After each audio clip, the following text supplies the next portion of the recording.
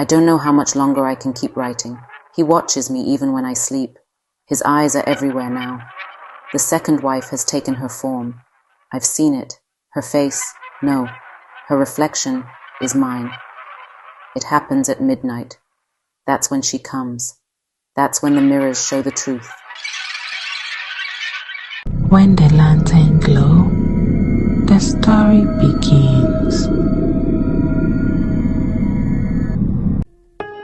What if you are not the one being watched, but the one being rewritten? That was the question that haunted me as the small propeller plane dipped lower into the clouds, toward a stretch of land that looked untouched by time. From the sky, Mombasa didn't look like a village. It looked like a secret. Dense rainforest spilled across the horizon, dark and endless, interrupted only by the jagged teeth of ancient rock hills. And in the center, like a dropped jewel, sat the Edusei estate, too modern, too still, as if it didn't belong. And maybe neither did I. Kwabena Edusei was already waiting as I stepped off the plane, leaning against a sleek black SUV. He was taller than I expected, dark-skinned, crisp linen shirt, a calmness that made me feel like I was already confessing something. I'm Nkrumah. I'm glad you came. Not everyone would.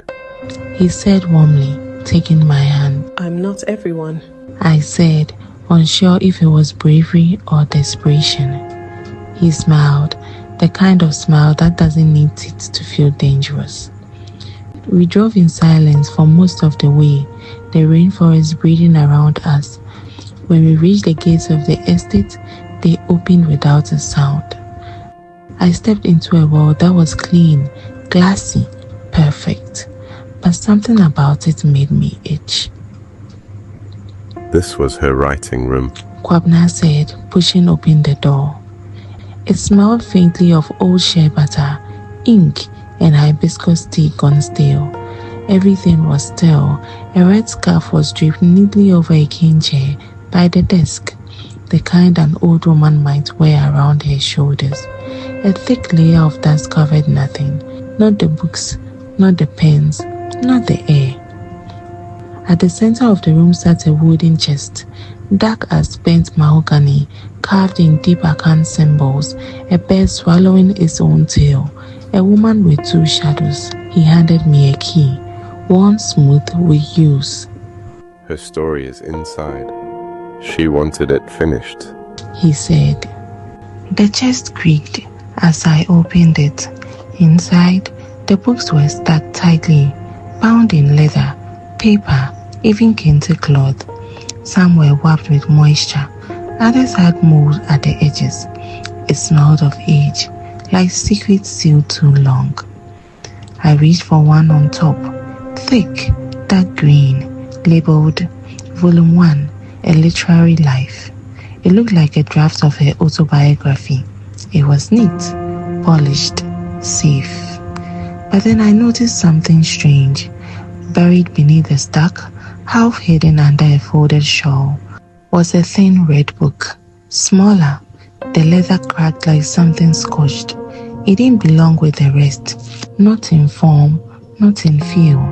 The edges were worn, as if someone had opened and closed it 100 times, and always with shaking hands. I pulled it out slowly, heart beating too loud in the silent room. There was no title, no date, only a smear on the cover that looked like rust or blood. The first page wasn't addressed to anyone. It didn't introduce a life or legacy. It began with a breathless scrawl. This is not a biography. It's a confession. If you're reading this, then I am already gone. They say I went mad, that I wandered into the hills and never returned. But madness didn't take me. She did. The second wife. I froze. The words felt wrong, all too right, and then the next line sent a chill sliding down my spine. She knows you've opened this. Kwabena's dining room felt more like a museum than a home. Long mahogany table, woven baskets hanging on the walls, a single candle flickering low between us. Dinner was granite stew, thick with tender goat meat, served with yam cut into delicate cubes. The smell reminded me of my grandmother's kitchen in Kumasi. Before everything fell apart, Kwabna barely touched his food. He just watched me. You eat like someone who's been hungry for a long time. I blinked. Excuse me? I meant your ambition. It's in your eyes. Like you haven't had a real story in years. He smiled.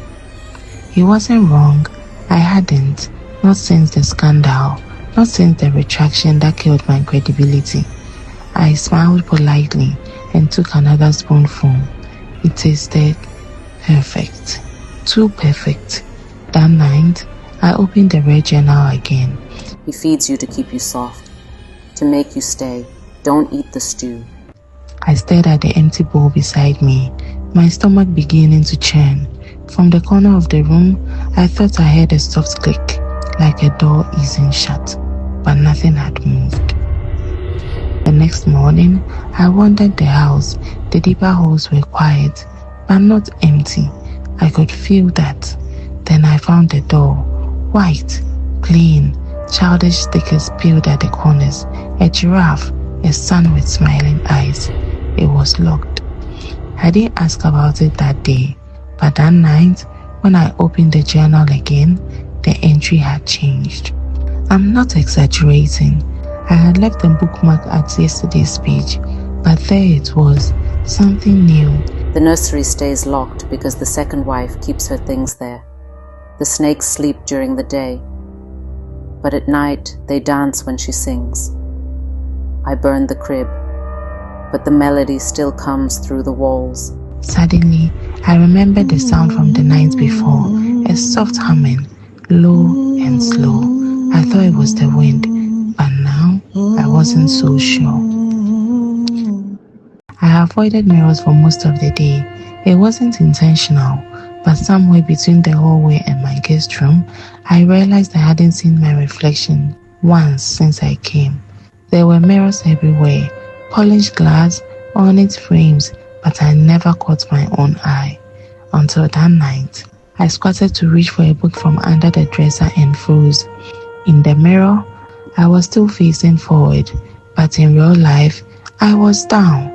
I looked back slowly. The mirror caught up. My chest tightened. Later in the journal, she mimics until she gets it right, until your reflection is no longer yours. It starts with delay. Then it starts to smile when you're not. I glanced back at the mirror. I wasn't smiling, but the woman inside was. That night, I couldn't sleep. The air was too still, like the house was holding its breath. Around 2 a.m., I heard it. Whispering, not loud, not angry, not even clear, just a thread of sound from the wall behind my bed. I pressed my ear against the plaster. A woman's voice, muffled, familiar. At first, I couldn't make out the words, but then I heard them, soft and broken. Mom. I stumbled back from the wall. My blood turned cold. I didn't tell Kwabna. I don't know why. Maybe I already didn't trust him. Or maybe, deep down, I didn't want to see how he smiled when I said it. By the third day, I couldn't ignore it anymore. The feeling that something was moving in the walls, in the air, and I was starting to realize it wasn't just the house, it was the land itself.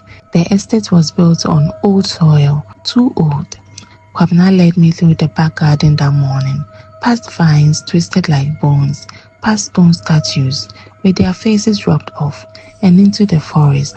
The air grew heavy with the smell of wet earth and something deeper, darker. It felt like the ground itself was holding a secret. We reached the clearing, and there, at the heart of it, a statue, a woman. I stopped, short, a large stone figure of a woman. Her hands were stretched forward, fingers curled as though reaching for something she could never touch. Around her neck, a chain of old weathered beads. The ground beneath her feet was stained black. Kwabna gave me a knowing glance. This is where she came from. He said softly. I stared at the statue. It wasn't human, not fully. Something about the way her eyes seemed to move, like they followed me. I couldn't shake the feeling I wasn't meant to see this. But then, why had Kwabna brought me here? Do you know who made it? I asked Kwabna about the statue. He didn't answer immediately. He just smiled, as though lost in a distant memory. A very old friend. She comes to visit sometimes. The next day, a woman arrived. She was tall, draped in flowing white, like a cloth of mist. Her face was obscured by beads hanging from a crown. Her movements fluid but deliberate. Kwabna introduced her as Abna, the one who kept the traditions. She didn't speak much. She only nodded, smiled, and walked silently to the shrine. Her presence unsettled me more than I cared to admit. But it was when she looked at me, really looked, that something shifted. I could feel her eyes on me, even when she wasn't looking. Over the next few days, I found myself drawn to Kwabna. I had known it was coming. Of course, that feeling you get when something dangerous is too close. He was charm, charisma wrapped in perfection. Every word was a promise. Every smile was a door you couldn't help but want to walk through. I started losing myself in his presence. It wasn't just physical. He had a way of knowing. He'd finish my sentences before I even spoke. He seemed to understand the things I didn't say, and every time I looked away, I felt him watching. Always. It felt like being pulled into a current, so strong, so steady, that resistance became impossible. Efe's words came back to me, haunting, insistent. He chooses you next. Don't trust him. But how could I not? That night, I returned to the journal. It had become an obsession. The way it unraveled the story, and the way it seemed to twist with each reading. I flipped through it again, desperate for answers, desperate for something real in the house so full of shadows. There it was, the final entry. I don't know how much longer I can keep writing. He watches me even when I sleep. His eyes are everywhere now. The second wife has taken her form. I've seen it. Her face, no. Her reflection is mine. It happens at midnight. That's when she comes. That's when the mirrors show the truth. I closed the journal abruptly, but the humming was already there again. From behind the glass, a lullaby, soft, sweet, calling. I couldn't stop myself. I got up, moved toward the mirror, not sure what was pulling me, not sure I wanted to know. That night, I woke to the sound of a soft creak. The nursery door, the one that had always been locked, stood open. I should have turned away, but I didn't. The hallway was dark. The only light spilling from within that tiny room, flickering like candlelight. I stepped inside. The air was thick, warm, sweet, like rotten fruits. Toys lined the shelves, untouched by dust. A crib stood in the corner, draped in red kente cloth. At the center of the room, an old mirror stood, propped against the wall, and in it, I saw her, a woman, standing behind me. Not Kwabna, not Ife, something else. She wore my face, but her smile was wide, too wide. I turned. No one. I looked back. She was still there. I ran through the corridor, back to my room, locked the door, chest heaving. I pulled the red journal from beneath the pillow and flipped to the last page. There was something new, something that hadn't been there before. It was dated 3 days from now. Alma, if you're reading this, then he has chosen you next. He does not need love. He needs a story. You are the story. Do not trust what you see. Do not eat the stew. And whatever you do not look into the mirror at midnight. The clock on the dresser read 11:58 p.m. 2 minutes. I backed away from the mirror, pulled the cover over it, turned off the lights, and sat on the bed, shaking. At exactly midnight, the humming started again. and something pulled at the edge of the cloth from the other side of the mirror. I woke up outside. The sun was rising. Dew clung to my dress. My hands were dirty with earth and blood. I didn't remember leaving my room. I didn't remember how I got there. Kwabna was waiting on the veranda. He smiled when he saw me. You stayed, he said gently. I wanted to run. I wanted to scream, but my body wouldn't obey. Somewhere deep inside, I knew it had already happened. The second wife, she didn't need to possess me. She just needed to become me. Kwabna kissed my forehead like a husband greeting his bride, and behind him, the mirror on the wall showed us both. But I wasn't smiling. She was.